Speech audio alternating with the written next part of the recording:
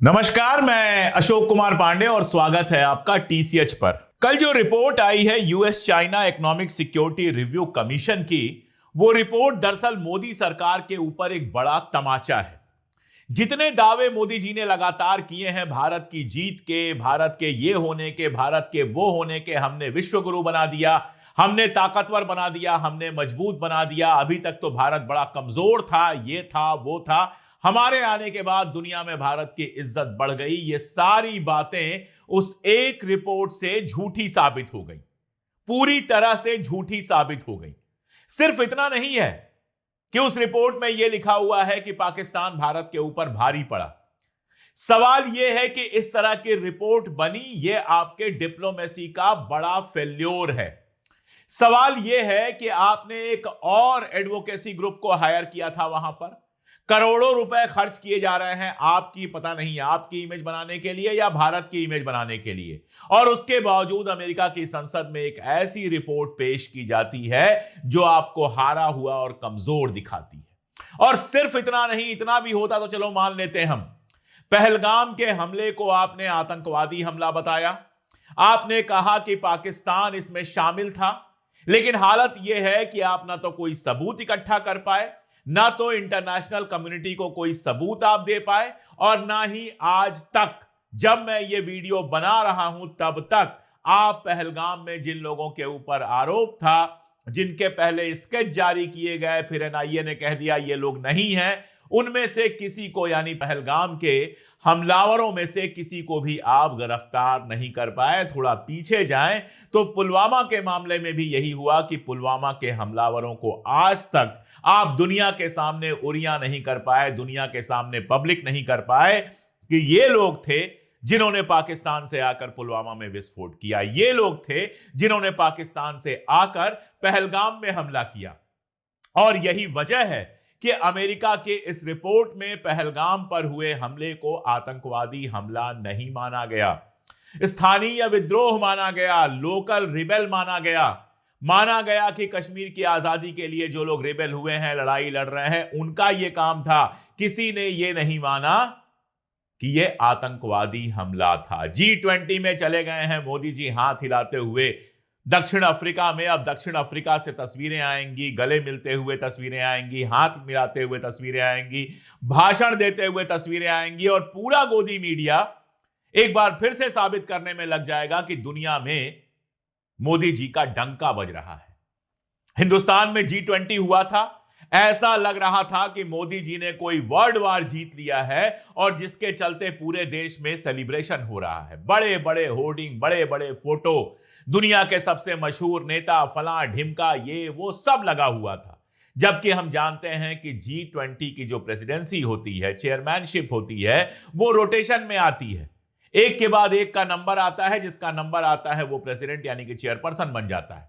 इसमें कहीं कुछ हासिल करने की बात नहीं है। ये ऐसा है कि 11 लोगों की क्रिकेट टीम बने और ये तय हो कि पहले ये होगा, फिर ये होगा, फिर ये होगा, कैप्टन ऐसे बदलते जाएं और हर मैच में नया कैप्टन हो। ऐसा ही होता है G20 में, जिसका जब नंबर आता है वो चेयरमैन बनता है, चेयरपर्सन बनता है। लेकिन यहां भारत में G20 हुआ, इंडिया उस समय चेयरपर्सन था, उसको ऐसे दिखाया गया जैसे मोदी जी ने कोई बड़ी जीत हासिल कर ली है। लेकिन वही गोदी मीडिया, वही सरकारी मीडिया इस रिपोर्ट पर एक लफ्ज नहीं बोलेगा। कोई अंजना ओम कश्यप, कोई चित्रा त्रिपाठी, कोई सुधीर, कोई अमीश, किसी की जबान नहीं खुलेगी सरकार से यह सवाल पूछने के लिए कि आप तो कह रहे थे ऑपरेशन सिंदूर आतंकवाद के खिलाफ किया गया, आप तो कह रहे थे कि ऑपरेशन सिंदूर में हम भारी पड़े, लेकिन आज अमेरिका में जो रिपोर्ट आई है वो क्या कहती है, वो जो कह रही है सुनिए।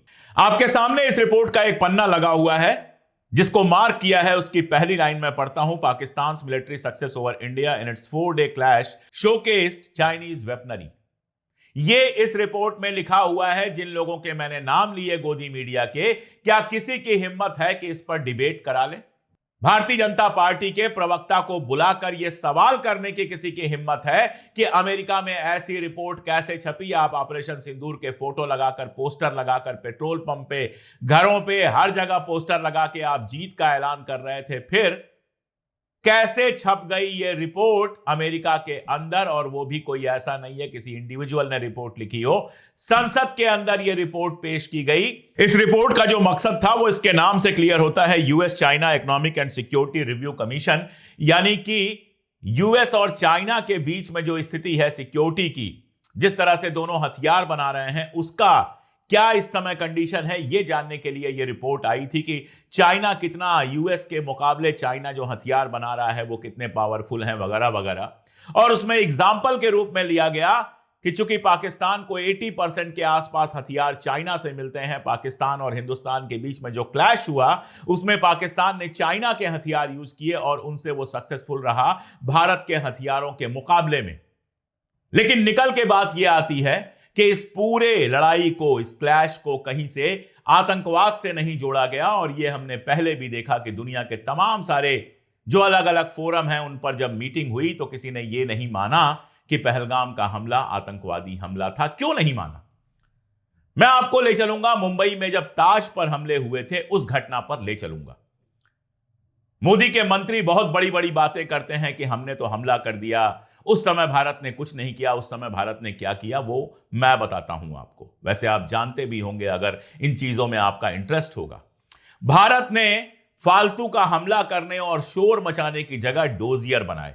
डोजियर मतलब सारे सबूत इकट्ठा किए जो पाकिस्तान को इस हमले से जोड़ते थे, रियल सबूत, हवाई सबूत, टीवी चैनलों पर बकबक करने वाले और रैलियों में जाकर भाषण देने वाले नहीं, वास्तविक सबूत जुटाए। नतीजा यह हुआ कि अमेरिका को रिचर्ड हैडली को भारत भेजना पड़ा और भारत में रिचर्ड हैडली से बयान लिया गया, पूछताछ हुई और उस बयान में बहुत साफ निकल के आया कि पाकिस्तान का हाथ था और भी बहुत सारे सबूत आए। और वो डोजियर पूरी दुनिया को सौंपा गया, यूरोप को सौंपा गया, अमेरिका को सौंपा गया, बाकी मुल्कों को सौंपा गया, जो फोरम्स हैं उन पे रखा गया। और उन डोजियर्स में इतने पक्के सबूत थे कि उनको सबने माना और पाकिस्तान को कॉर्नर किया। यह सफलता थी कि पाकिस्तान पूरी दुनिया में कॉर्नर हो गया था। पाकिस्तान के अंदर बहस शुरू हुई उसके बाद कि आतंकवाद को समर्थन देना चाहिए कि नहीं देना चाहिए, इससे हमारा फायदा है कि नुकसान है। यह बहस पाकिस्तान के भीतर शुरू हुई और आपने क्या किया? आपने दिखावे के लिए खटाखट जो है लड़ाई शुरू कर दी, यह क्लेम करने के लिए कि हम बहुत ताकतवर हैं। हमारी जहाजों का नुकसान हुआ, हमने भी पाकिस्तान का नुकसान पहुंचाया होगा। जब जंग होती है तो दोनों तरफ के नुकसान होते हैं। और इस जंग के बाद एक भी ऐसी प्रेस कॉन्फ्रेंस नहीं की गई जिसमें आप बता सके कि आपका कितना नुकसान हुआ है और उनका कितना नुकसान हुआ है। कोई इंडोनेशिया में बैठकर किसी मीटिंग में कुछ कह रहा है, कोई कहीं कह रहा है। इंडोनेशिया वाली मीटिंग में जो कहा गया था वो बहुत इंपॉर्टेंट है। वहां के आर्मी अटैची ने यह बात कही थी और उन्होंने कहा था कि जो हमारा नुकसान हुआ उसका कारण था पॉलिटिकल जो हमारा इंटरवेंशन था। जितना हमको छूट दी गई थी हम उतनी ही लड़ाई लड़ सकते थे, इसके चलते हमको नुकसान हुआ। इसका मतलब आप लड़ाई करना नहीं चाहते थे, सिर्फ दिखावा करना चाहते थे। अब आपके जो आर्मी चीफ हैं वो कहते हैं ये तो ट्रेलर था, 84 घंटे का ट्रेलर था, पूरी पिक्चर दिखाई नहीं गई। भाई आपसे किसने कहा था कि ट्रेलर दिखाइए और पिक्चर मत दिखाइए? नतीजा क्या हुआ कि जब दोनों देशों में सीज फायर हुआ तो ना तो भारत ने इसका ऐलान किया ना पाकिस्तान ने ऐलान किया। सबसे पहला ऐलान किसने किया? सबसे पहला ऐलान किया ट्रंप ने। और उसके बाद से लेकर 50-55 बार वो ये बात कह चुका है कि हमने टैरिफ का डर दिखाकर ये लड़ाई रुकवाई। बीच में एक आध बार बयान आया कि ये सही नहीं है, लेकिन कुल मिला जुलाकर इसका ट्रंप के ऊपर कोई असर नहीं हुआ। ट्रंप लगातार ये बयान देता रहा कि मैंने टैरिफ का डर दिखाकर, मैंने धमकाकर ये लड़ाई रुकवाई। और अब उसने कहा है कि मोदी का मेरे पास फोन आया कि काम हो गया, और जब मैंने पूछा कि क्या काम हो गया तो इसका मतलब यह था कि लड़ाई रोक दी गई। क्या सच है क्या झूठ है हम नहीं जानते हैं। हमारे पास नरेंद्र मोदी के फोन कॉल्स की या ट्रंप के फोन कॉल्स की डिटेल तो हो नहीं सकती, लेकिन जो खुल के कहा जा रहा है, बाहर कहा जा रहा है, उन सब की बात आप जानते हैं। नतीजा क्या हुआ? जंग रुक गई, आपका नुकसान हुआ, दुनिया भर में प्रचार हुआ, दुनिया भर की मीडिया ने छापा कि आपके जहाज गिराए गए, और उसके बावजूद ट्रंप ने आपके ऊपर जबरदस्त टैरिफ लगा दिया, प्रेशर बनाया कि रशिया से तेल खरीदना कम करो, बंद करो। और आपने रशिया से तेल खरीदना फाइनली कम कर दिया, आप झुके। अब क्या हुआ है, कल की बात करूं तो $93 मिलियन यानी 750 करोड़ रुपए की डिफेंस डील हुई है अमेरिका के साथ। यानी अमेरिका की जो दूसरी शर्त थी कि हथियार रशिया से नहीं हमसे खरीदो, वो भी आपने मान ली और देश के 775 करोड़ रुपए खर्च करके आपने अमेरिका के साथ सिक्योरिटी डील कर दी। यह भी खबर आ रही है कि ट्रंप की धमकियों के बाद अमेरिका से आपने तेल खरीदना बढ़ा दिया, जिसका नतीजा यह होगा कि ओपन मार्केट में तेल का दाम बढ़ जाएगा। भारत में जो उपभोक्ता है, हमारे जैसे जो लोग हैं जो पेट्रोल डीजल खरीदते हैं, उनको पेट्रोल डीजल और महंगा हो जाएगा। कुछ दिन बाद आप देखिएगा खबर यह आएगी कि ट्रेड डील हो गई है, होनी है ट्रेड डील। मैं बहुत दिनों से यह बात कर रहा हूं कि ट्रेड डील होनी है। असल में आज मैं फेसबुक अपना देख रहा था तो उसमें मेमोरी दिखाते हैं। 1 साल पहले मैंने यह बात कही थी कि ट्रंप के जीत पर जो लोग खुश हो रहे हैं, ट्रंप व्यापारी है, जब वो आएगा तो टैरिफ और जाने क्या क्या लगाकर आपको परेशान कर देगा। और वो बात आज पूरी तरह से सही साबित हो रही है। तो वो जो ट्रेड डील का मामला है वो भी होना है।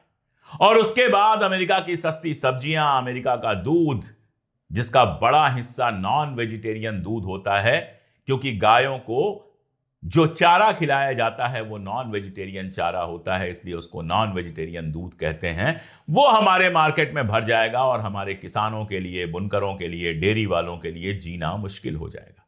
यानी आप अमेरिका के सामने लगातार झुकते चले जा रहे हैं। इसके अलावा आपकी कोई इकोनॉमिक पॉलिसी, आपकी कोई फॉरेन पॉलिसी नजर नहीं आ रही। और उसके बावजूद अमेरिका के अंदर रिपोर्ट पेश की जाती है और आपका जो दावा रहता है कि पाकिस्तान ने आतंकवादी हमला करवाया, उस दावे को भी खारिज कर देती है, उस दावे को भी स्वीकार नहीं करती है। तो मेरा सवाल यह है कि हो सकता है अडानी को इस ट्रेड डील के बाद छूट मिल जाए। अमेरिका में जो उनके ऊपर केस चल रहा है, हो सकता है वो केस हल्का हो जाए या बंद हो जाए। हो सकता है अंबानी को ट्रेड डील से कुछ फायदा हो जाए। पहले भी उनको फायदा हो रहा था रशिया से तेल खरीदने में, कोई हमको आपको फायदा नहीं हो रहा था। अब उनको कहीं और फायदा करवा दिया जाए। लेकिन भारत को इससे क्या मिल रहा है? इंडिया और इंडिया के नागरिकों को इससे क्या मिल रहा है? दुनिया भर में बेइज्जती मिल रही है, दुनिया भर में अपमान मिल रहा है और हजारों करोड़ रुपए हमारे तबाह हो रहे हैं, बर्बाद हो रहे हैं। अब लगातार आप दावे करेंगे, कुछ भी करेंगे, डंका बज रहा है, फला बज रहा है। इस डंके का फायदा क्या हो रहा है? इंडिया के पासपोर्ट की रैंकिंग गिरती जा रही है। इसका मतलब यह है कि दुनिया में हमारी इज्जत कम होती जा रही है। ईरान में हमारे लिए वीजा की जरूरत नहीं थी, अब ईरान ने भी वीजा की जरूरत पैदा कर दी है। उसने कहा कि हिंदुस्तानियों को वीजा लेकर आना होगा। ईरान और इजराइल की जब लड़ाई हुई तो आप खामोश रहे, आप इजराइल के साथ भी खड़े रहे, आप ईरान के साथ भी खड़े रहे। जो ट्रेडिशनल हमारी दोस्ती थी उसको आपने डिस्टर्ब किया। नतीजा यह हुआ कि ट्रांजिट करने वालों की गड़बड़ियां गिनाकर ईरान ने अब आपको यह कह दिया कि वीजा लेकर आओ, बिना वीजा के इंडियन नागरिक ईरान नहीं आ सकते। मिला क्या? क्या इजराइल ने अपने यहां आपकी एंट्री वीजा फ्री की? नहीं की। तो अब इजराइल जाने के लिए भी वीजा चाहिए, ईरान जाने के लिए भी वीजा चाहिए। नेपाल, श्रीलंका जैसे कुछ एक देश बचे हुए हैं जहां वीजा नहीं लगता है। अगर यही हरकतें रहीं तो कल वहां भी वीजा लग जाएगा। जंग का एक पूरा हवा खड़ा करके, ऑपरेशन की बात करके, सिंदूर बांट के जो तमाशा खड़ा किया गया था इस रिपोर्ट के बाद, उस तमाशे का खोखलापन सामने आ गया है। लेकिन दिक्कत यह है कि जब आंखों पे धर्म की पट्टी बंधी रहती है, जब गोदी मीडिया का झूठ और व्हाट्सएप का झूठ 24 घंटे आपके जिस्म में लहू और सांस की तरह बहता रहता है, तो हकीकत आपको दिखाई नहीं देती है। दिक्कत यह है कि हर छोटे बड़े मुद्दे पर शोर मचाने वाला गोदी मीडिया इस रिपोर्ट को पचा ले जाएगा, इस पर बात ही नहीं करेगा, लोगों तक खबर ही नहीं पहुंचेगी। हम तो छोटे मोटे चैनल हैं, जहां तक पहुंच पाते हैं वहां तक पहुंच पाते हैं। इसीलिए मैं अपील करता हूं आपसे कि इन वीडियोस को दूर तक पहुंचाने की कोशिश कीजिए। लोगों को सच पता तो चले, जो भक्त हैं उनको भी पता चले कि हकीकत यह है। अमेरिका में रिपोर्ट पेश करके यह कहा जा रहा है, और उसके बाद भी अगर उनको भक्ति करनी है तो फिर तो उनको कोई नहीं बचा सकता। लेकिन कम से कम सच तो पता चले। कहने के लिए बहुत कुछ है, लेकिन यह वीडियो मैं यहीं पर खत्म कर रहा हूं इस अपील के साथ कि हम जैसे लोगों की ताकत बनिए, जो इस मुश्किल वक्त में सच बोलने की कोशिश कर रहे हैं उनकी ताकत बनिए। हमारे वीडियोस को दूर तक पहुंचाइए। अगर मुमकिन हो तो ₹3 रोज से भी कम पे हमारी मेंबरशिप ले लीजिए, हमें बहुत ताकत मिलती है। आसान काम है, ज्वाइन बटन आप दबा सकते हैं या फिर जो पिन कमेंट हमारा है, जो हमारा डिस्क्रिप्शन है, वहां भी हमने लिंक दिया हुआ है, वहां से भी ज्वाइन कर सकते हैं। ना किया हो चैनल तो सब्सक्राइब कर लीजिए ताकि खबरें आपके पास लगातार पहुंचती रहें। और वो अपील एक बार फिर कि वीडियोस को अपने दोस्तों, रिश्तेदारों के साथ भक्तों तक भी पहुंचाइए। हो सकता है दो चार की आंख खुले। ये हमारे देश के लिए बेहद जरूरी है। आज के लिए इतना ही, बहुत शुक्रिया।